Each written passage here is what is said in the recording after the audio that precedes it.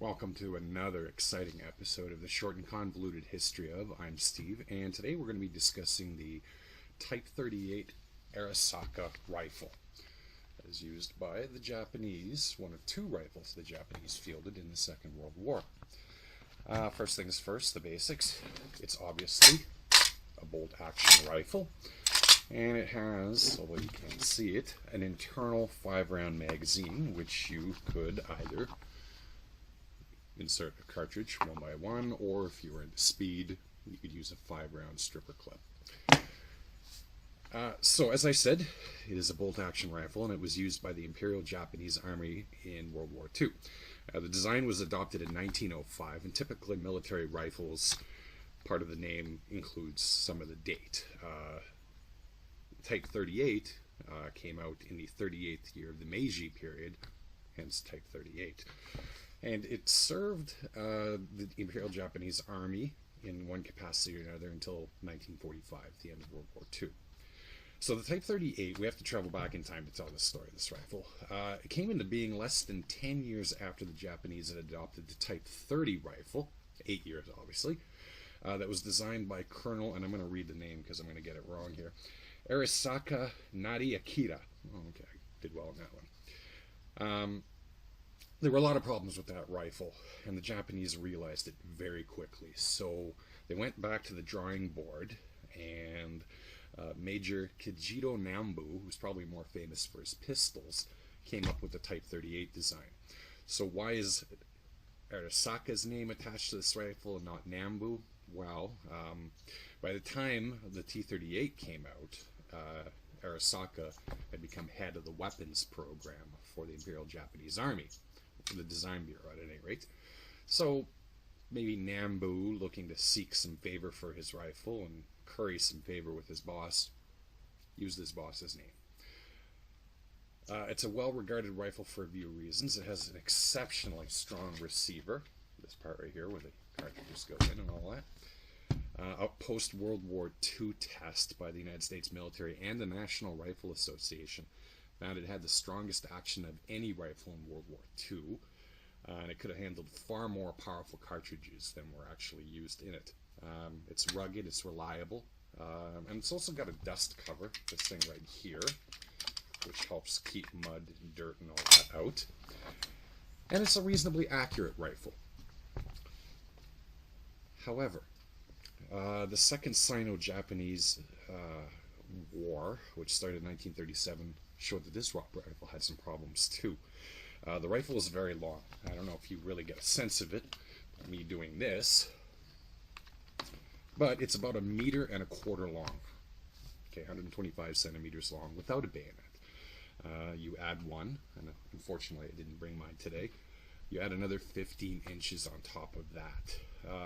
That's actually longer than the average Japanese soldier was tall in World War II, which I think was 5'3", something really short. It was a very short person back then in the IGA. The second is that the rifle is pretty heavy. It comes in at about 4.25 kilograms, which would be about 9.3 pounds unloaded and without a bayonet. The biggest issue, though, is the 6.5 by 50 millimeter cartridge that the rifle fired. Soldiers in the field found that the cartridge was underpowered compared to those in rifles that were fielded by the enemy. And oftentimes they noticed that this rifle didn't have the stopping power to drop a soldier after he was shot.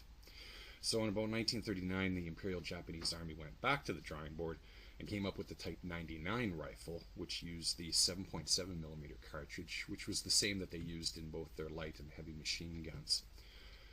So the Type 99 supplanted the Type 38, but didn't replace it completely.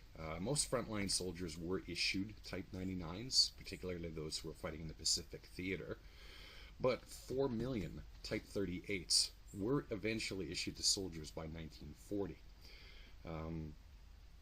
It was used a lot by soldiers who were in the Chinese theater, because it was kind of viewed as less of a priority than the Pacific fronts.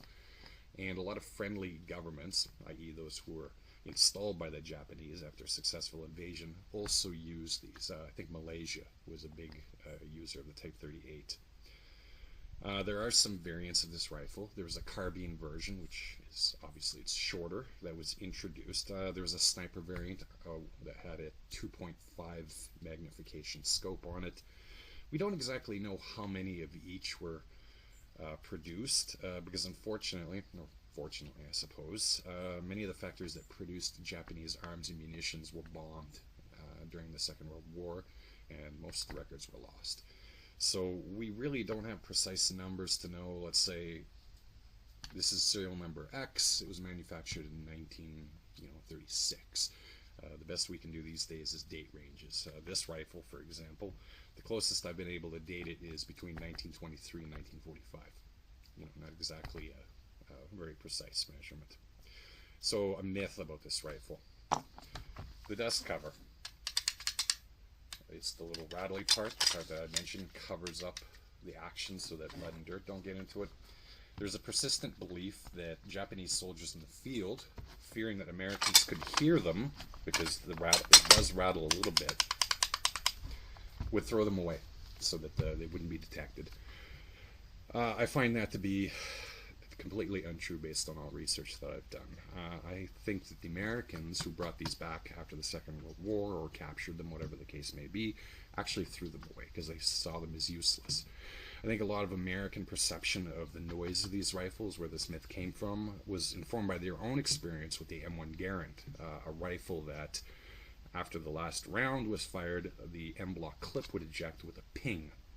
And the Americans were afraid that the Japanese could hear them when they were out of ammunition. Like, in the middle of a battle, you can pick out one soldier who ran out of ammo. So they would toss these. The reason why I find that unlikely is that all of these rifles were marked with, and you can't see it on camera unfortunately, I'll try and maybe insert a picture in this once I'm done, was marked with a chrysanthemum, which is the mark of the emperor. And that basically meant this rifle belonged to Emperor Hirohito. If you had it, you were taking care of it for him, you were using it on his behalf. As such, Hirohito being a god, you didn't take parts of his property and just toss it. Not to mention that your superior would have probably kicked your ass. So, I have a feeling that most of these that are missing their dust covers these days, that was the Americans who brought them back and just ditched them for no reason. Speaking of the chrysanthemum, to find one with an intact chrysanthemum, it can be difficult. After the war, and this is the version of many stories that I believe, Douglas MacArthur, he was interested in trying to maintain a Japanese spirit. He didn't want a broken country after the war, because I think MacArthur kind of knew that, broken countries are hard to rebuild. He had these mums, or he ordered his soldiers and Japanese soldiers that when they were surrendering them, to deface the mum, and then that meant that they were no longer the property of the emperor, and that means surrendering the rifle wasn't a disgrace. It wasn't an insult to him.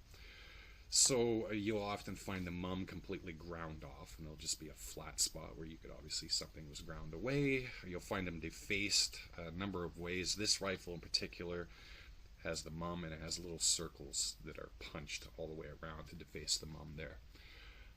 So that means that this was a capture, whether it was from a soldier or from stock, who knows. So the good about these rifles, even though they're not the most common rifle in the world, the fact that it fires a pretty hard to find cartridge these days means they're not too expensive. You can find a shooter grade for $400 or $500. You could double that to find a nice example. Bayonets, don't expect to get a bayonet with it. Those things are as rare as water. I've got a reproduction bayonet, which will do for now. The bad, as I mentioned, the ammunition is scarce and expensive.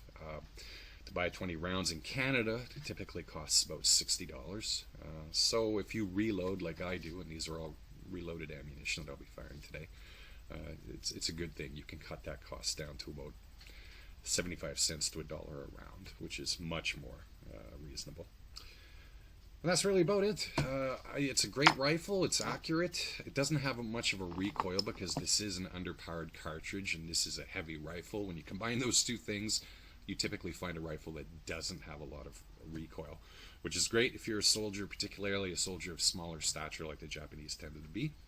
Not so great if you're trying to actually kill someone. Although they did quite a number with on the Chinese and the Americans with these rifles nonetheless, and the Canadians and the Brits too, Australians. Don't mean to leave anyone out. That's about it. If you find one and you're interested in Japanese battle rifles, I would definitely pick it up. Make sure to check out the bore. Make sure the lands, grooves, barrel, the bore are in good condition. The receivers tend to be in good condition because they were built like tanks. You might find the wood to be a little marked up and all that, but there's not much you can do about that. They were used in a war. They weren't rack rifles. And that's about it. Thanks for watching, and feel free to check out my Twitter and Facebook page if you don't already for hunting, fishing, shooting stuff. Take care, safe shooting, happy shooting.